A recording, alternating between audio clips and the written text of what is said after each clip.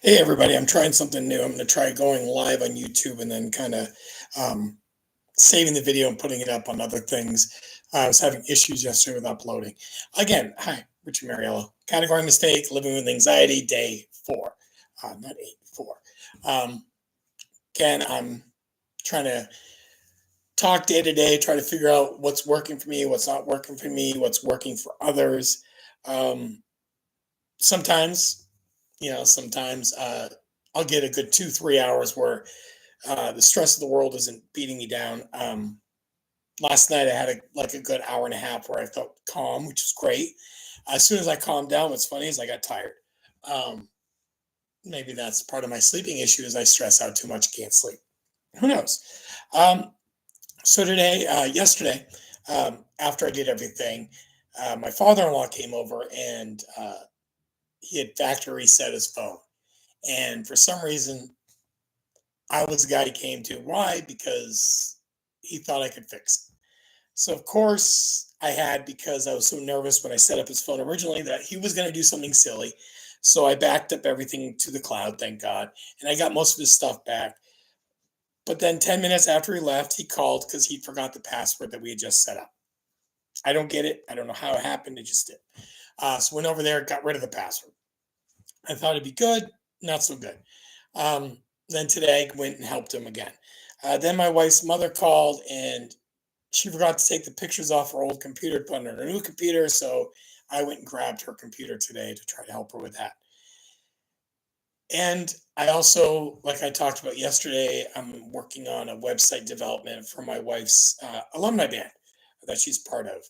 And this is what I talked about yesterday, and I think it's very true for me. Is I stay busy. I don't feel like I'm under stress.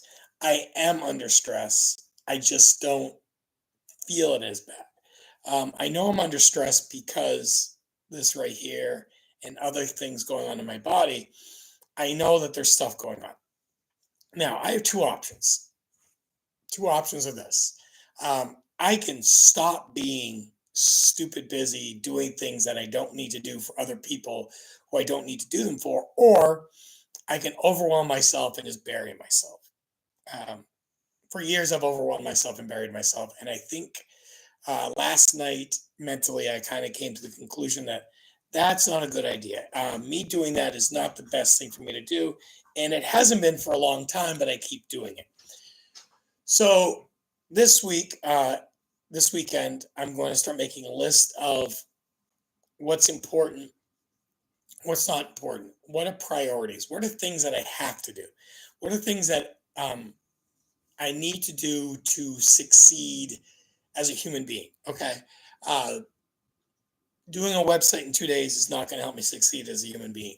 Uh, Fixing an old computer for somebody who doesn't even use it the day that they call is not going to help me as a human being. Prioritizing things that are important, beneficial to me over things, I just prioritize everything. I don't, I don't, I don't know how to say no. If you know me long enough, you know that I have a hard time with the word no when it comes to things that I think are important. Now, if you're one of my kids or one of my students, you'd be like, God, he said no all the time. A little different. Hey, Mr. M, can I not turn in my homework today because I forgot to do it? No. Hey, Dad, can I have $1,000? No. Hey, Dad, someone died in the family. Can I get a ride up from Pennsylvania? Absolutely. That's different. See how there's a yes and a no there. And even then, I do it a lot. I spend a lot of time thinking that what I'm doing is important when it's not as important as it's more important to me mentally than it is to the person I'm helping, which I've got to learn how to control. That's one thing I'm working on. Now, another thing I've realized is this video series, my podcast, uh, Facebook, Instagram, all these TikTok, all of them. Um, I have so much anxiety when I post something because I post things and I talk about people who are in my life. I talked about Haley Brown, one of my students. or I call her Hey Hey or HB in one of my podcasts. Her name's Haley Brown. Okay, she knows who she is. Um, and the thing about Haley and Allison and Nick and all these kids is I saw them as a teacher, as a father person, a father. Okay, I see Piper and Joelle and all these people. I saw them as my kids, my students, but my kids. Um, and I still follow them and what they're doing in their life today because they're that important to me. Now, the problem is when I talk about them on these things, I forget that some of them are still kids, 16, 17, 18, 19. They're still young. Uh, I could say something that maybe I saw that I experienced with them that they didn't see the same way. Like Haley, she, you know, I talked about how, one of the first days of school, she basically said, "Yeah, you're not teaching me anything. You kind of suck. Go away. You're just like everybody else. You're going to bail." Okay. I didn't ask her, "Hey, Haley, can I talk about this to the world?" No, I didn't say that. I didn't say it at all. Um, I also know that, I've talked about, I give out tests and the kids would fail and they'd be all upset. And it's not that it didn't bring me joy to fail these kids. I mean, I've had kids who get 13s. Okay. It doesn't bring me joy. What it brings me though is, it does bring me purpose. Going to a kid, to a student, to an adult, anybody who doesn't know something, but they think they know it. Hey, I know geography. Hey, I know science. Hey, I know this. And it's not bringing them down a peg, but it's showing them that no one, no one knows everything. And to come to anybody and say, "Hey, I know more than you," you're setting yourself up to prove it. Now, Haley, Allison, Piper, none of them went to me and said, "Hey, Mr. M, I know everything." But they did, they came to me in a way where I thought to myself, these guys, these guys need to understand that the world is bigger than New Hampshire, Maine, New England, America. Uh, the world is a big place, and we need to understand it. The day I gave the test, the day I gave the test, the principal came to me literally an hour after the test and said, "Why did you do that?" And I kind of told her, I said, "Hey, here's the plan. I'm going to give them the test. Throughout the year, we're going to learn about it. And then at the end of the year, they're going to take the same test and they're all going to do great." She hated that answer so much. I think she hated it because she didn't know me. I mean, this was like my first full year teaching at this school, and I had no track record. There was nothing to show that I knew what I was doing. It was me saying I knew more than her, and she'd been doing it for 20 years. Now, it worked. Kids did well. The whole year went well. COVID happened. We won't go there.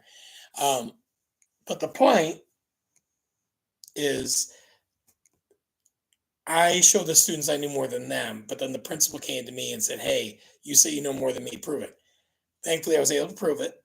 But if I didn't, I'd have to be like, "Okay." But here's my anxiety about all this. I've never gone to Haley or to Nick or to Allison or to Piper or to Joelle or to Charlotte or to Aunt Layla or Lila or Marissa and never said, "Hey guys, can I talk about you online?" Never. I never thought of that. I think I did to Haley once, but that's about it. And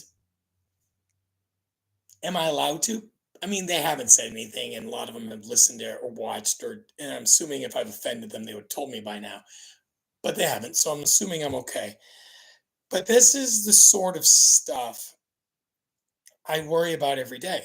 I worry that I'm going to say something either online, in a grocery store, at a job, um, in the drive-through, at a doctor's appointment, that I'm going to offend somebody and push them to where they not only don't respect me anymore, but they don't want to help me anymore. And if I need the help, it's kind of like, yeah. I said this to my therapist when I first started seeing her. I was like, "Hey, I don't believe anything you do. I think mostly what you do is useless, and I think it's stupid. Now she could have taken this and okay, we don't need to see each other, then go away. She didn't. She said, listen, she was pretty blunt. She said, listen. I don't really care what you think. You need help. I'm here to help you. You're gonna show up, and we're gonna work through this, like it or not. I didn't like it for a long time. I still don't always like it, um, but I do it. Why do I do it? Because I realize I don't know everything about what's going on in my skull. Okay. I don't know what's going on in my skull or my body or my mind or my soul. I don't know a lot of what's going on.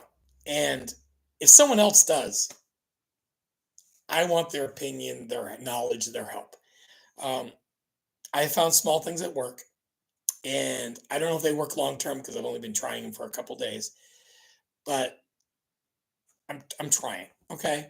Now, another thing I struggle with, and I've kind of worked through is as I understand it better, not that I fixed it, is my eating habits. So I will eat nothing the whole day if I'm stressed, if I have a lot of anxiety. I'll eat nothing all day. And if I do, I'll grab a bag of Skittles and a Red Bull and I'll be like, oh my God, that's my breakfast, my lunch. Look at all the calories I just ate. When there was no calories in it all but junk. Or I'll go and get junk food at the grocery store and I'll mow it all down all at once, like a whole bunch at once, and then I won't eat for hours or the rest of the day. And I'll be like, oh well, I ate. And I do that because when I'm stressed, I crave sugar, sugar, sugar, sugar. And I feel like, oh, if I'm craving sugar, I probably need caffeine because the sugar is going to give me a drop and I'm going to lose energy and I need the caffeine to keep me up. I don't need either, but I do it. For a while I did like this no sugar at all diet. It was nothing. It was the carnivore diet. All I did was eat meat and cheese and eggs pretty much. Okay. Problem is I had a medical issue right toward in the middle of it. I had been feeling better, but I passed out and well, yeah, knocked my head unconscious a little bit. And since then I haven't done it because I've been a little worried about what am I doing. Problem is I went right back into the bad habits of I'm stressed, let me eat a bag of Skittles and a Red Bull. That's not good for you. Or I'm stressed, let me go around the house and eat a bag of chips, or um, eat a piece of chocolate, or eat this, or eat nothing healthy.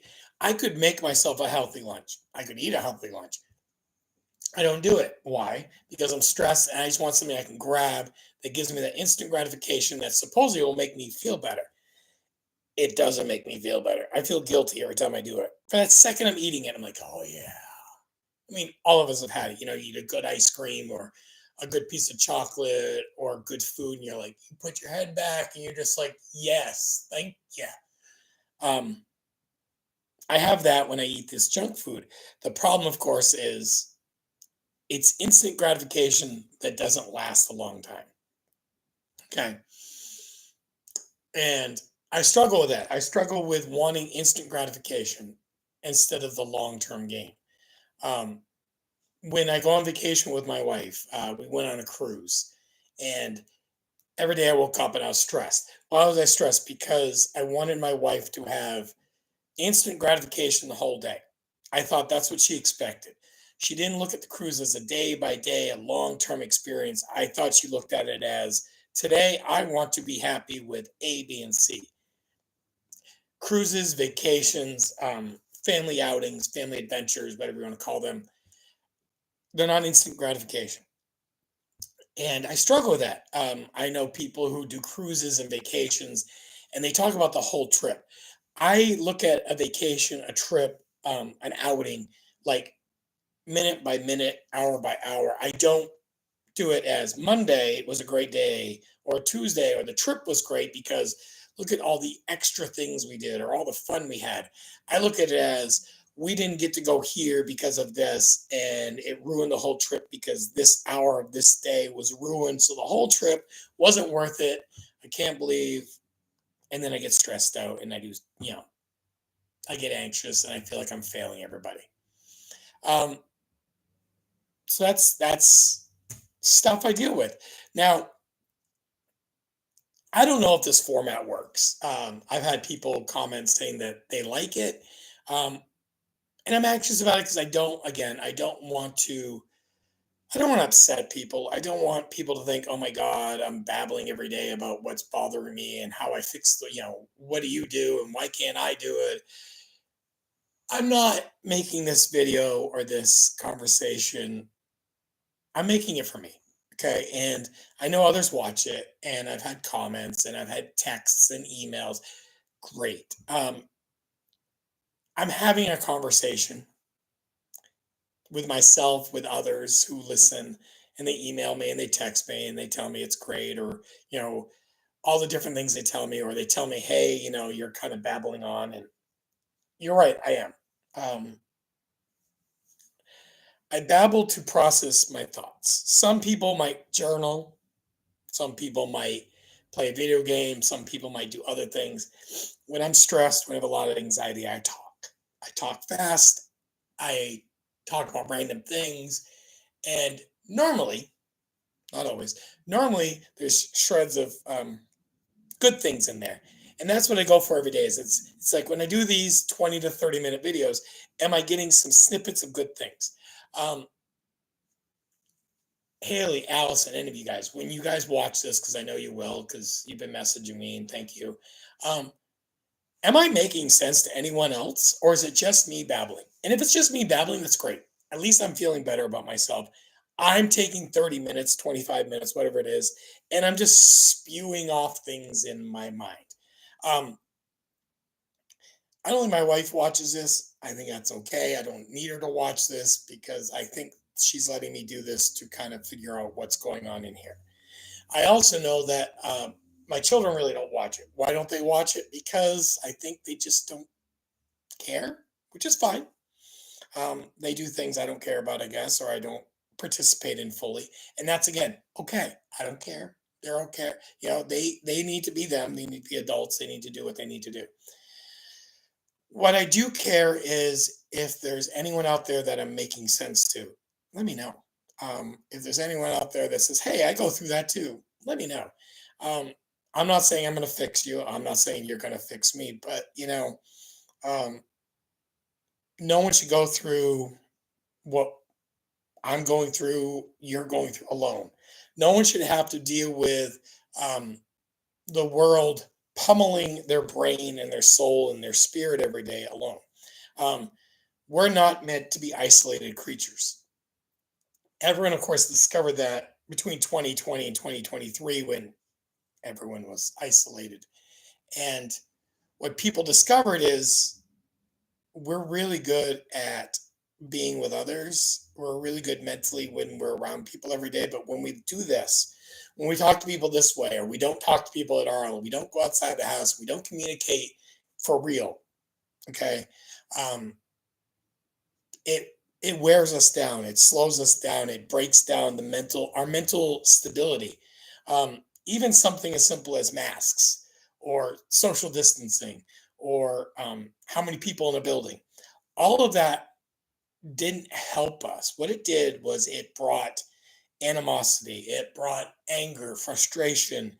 Um, it brought people said, well, Fauci said don't wear masks, and he says do wear masks. Which time do we believe him? Or social distancing? How do we know how far a sneeze molecule goes? And the vaccine is going to cause myocarditis, but only if you're in this age group. So don't worry about it if you're older. And well, no, but the vaccine also saves people. These were arguments people had every day, all the time. I had students who disagreed on it. I had people who literally, I had teenagers who couldn't get along because of what social media, the news, their parents, um, all told them. And I had a student when we went away for 2 weeks to stop the spread. I had a student say this is going to be bigger, and I'm like, listen, Trafton. We're Trafton. His name was Trafton. I'm like, 2 weeks will be done. This is not a big deal. It's just a cold. It's not a big deal. Now, of course, what happened? Italy goes crazy. Brazil goes crazy. Millions of people died. Why did they die? Because most of them were older. Um, And America, oh my God, we're all going to die. So we close school Friday the 13th, March 13th, and we don't reopen till the fall. I was wrong. It was not 2 weeks. Uh, do I think we needed to shut down the school for longer than 2 weeks? No. At the time, we didn't know what it was. In my mind, it was cold. People are getting usually older or had immune problems or whatever. But what's funny is when we had class virtually after those 2 weeks, we kept going virtual. Um, every day we did class. I'm like, you know what? Next week we'll be back in class. And then the poor kids who graduated that year from 8th grade, Haley was one of them, and Piper and Joelle. Their graduation was absolutely horrible. It was not what they deserved. Um, and they lost out, along with other kids I know, lost out on the middle school graduation, the high school setup, that whole system they lost out on. And what's funny in my mind, was most of the COVID issues were people having anxiety over something they couldn't control. Now, we know how to control the flu. We have a vaccine. We know how to control chickenpox, the measles, all this other stuff because we've made up miracle drugs that help it. And they're like, well, the COVID vaccine helps with COVID. It doesn't stop. It helps COVID. It's fine. Whatever. I'm not getting in a political debate about COVID. But that's what was stressing people out. It had nothing to do with, oh, there's people dying. It was, we don't know what this is. We don't know how it spreads. We don't know anything about it. What are we going to do? So we shut the school down. And those kids had to deal with anxiety of every day. I had kids whose parents were nurses and doctors who weren't sure if their parents would come home because they could get COVID and die because the news was talking about it so much. We built a generation in the last 5 years to have anxiety over COVID, to have anxiety over sickness, to have anxiety over political things. I mean, half the world thinks Trump is going to blow up the entire planet, and the other half thinks he's, the second coming of Jesus Christ. He's neither. He's a man. He's a person who thinks he's doing the right thing, and some people agree with him. He's not going to bring the world down with an atomic, infusion of death, and he's not going to come save us all from our sins, okay? He's just a guy who thinks he's doing the right thing. You don't have to agree with him, but he's just a guy, okay? We don't need anxiety over who's running the world because it doesn't matter. You're going to wake up tomorrow, and if you have a job, you're going to go to the job. If you have school, you're going to go to school, and you're going to keep living your life. Okay, that's the way the world works. Okay, unless you're a billionaire or some big guy that has lots of things on his mind. One, you're probably not watching this podcast, but two, you can pay your way out of this issue. You can fix this problem really easily. You can take your jet and go somewhere else. Okay. I don't have a jet. I wake up every day and I do what I can do. And that's what we're doing from now on. That's what I'm going to do from now on. We're just going to survive. We're going to thrive. We're going to survive. We're going to do what we need to do. And tomorrow we're going to do it again. Tomorrow might be a good day. Tomorrow might be a bad day. But it's going to be a day. It's going to end in Y. And if you're in New England, the weather's probably going to be crappy. And if you're in the rest of the world, it's probably going to be nice weather. The news is going to say lots of negative things or positive things, depending on what part of the news it is. And you're going to keep going. That's what we do. That's why we do. That's how we do. So my anxiety today, on a scale of 1 to 10, I'm going to start doing this because I think it's good for me. It's going to be good for you. It's about a 6. Now, it was higher this morning. What I did was I listened to an audiobook. I did some stuff physically. I went to my wife's mother's house and helped her dad out. Did a few things with the dogs, and it helped calm me down a little bit. Now I'm going to go vacuum the living room and the floor, and I'm going to clean up a little bit. I pre-made dinner stuff, so dinner's in the fridge, kind of marinating. So I've got some stuff done. Is it perfect? No. I talked to my daughter. She's having a stress today. I care about her. I told her, hey, if you can't come to dinner, it's okay. If you want to come to dinner, we're here to support you. We'll be do whatever we need to do. Okay. Because that's what we do. I can't not support my children if they're trying to be better. So that's it. All right. So that's for me for today. I will talk to you all tomorrow. Thank you for joining me.